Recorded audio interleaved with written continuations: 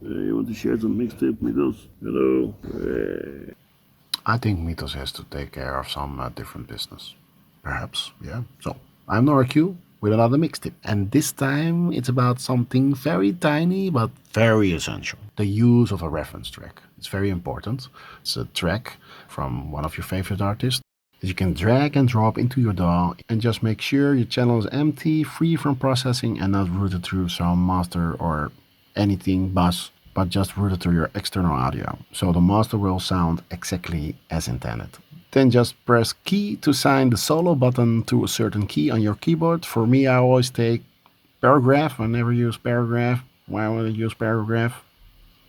For soloing, A and Bing. Yeah, that's a good purpose. So you can easily A and B and keep track of all the relations between the samples and instruments.